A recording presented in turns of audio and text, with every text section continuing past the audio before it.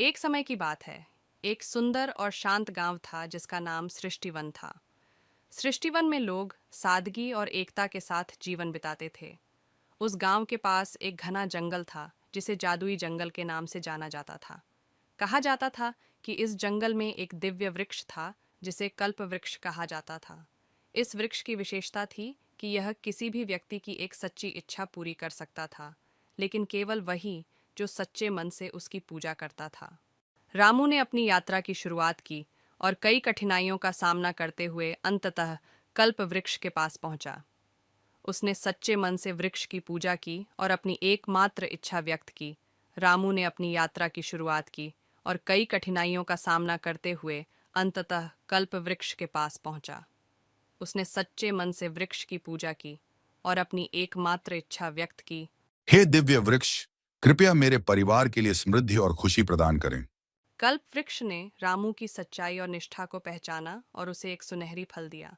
उसने कहा, यह फल तुम्हारे जीवन को बदल देगा, लेकिन ध्यान रहे कि इसे केवल तभी उपयोग में लाना जब तुम्हें सच्चे मन से इसकी आवश्यकता हो। रामू खुशी खुशी फल को लेकर गांव लौटा और अपनी पत्नी को सारी कहानी सुनाई।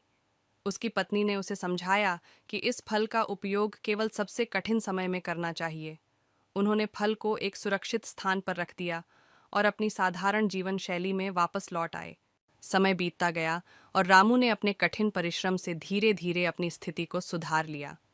उसके खेतों में अच्छी फसल होने लगी और उसका परिवार खुशहाल हो गया। उसने महसूस किया कि सच्ची खुशी और समृद्धि उसके अपने परिश्रम और सच्चाई में ही है। एक दिन गांव में एक भयानक तूफान आया जिसने सब कुछ नष्ट कर दिया। गांव के लोग निराश और परेशान हो गए। रामू ने अपने सुरक्षित फल को निकाला और उसे गांव के साथियों के साथ बांट दिया। आश्चर्यजनक रूप से फल ने पूरे गांव की स्थिति को बदल दिया। फसलें फिर से लहलहाने लगीं और गांव में खुशहाली लौट आई। इस घटना ने रामू और गांव के लोगों को यह सिखाया कि सच्चा जादू किसी बाहरी वस्तु में नहीं, बल्कि हमारे अपने परिश्रम, सच्चाई और एकता में है। रामू का जीवन एक मिसाल बन गया और सृष्टिवन का हर व्यक्ति समझ गया कि सच्ची खुशहाली अपने मेहनत और सच्चाई से ही प्राप्त की जा सकती है।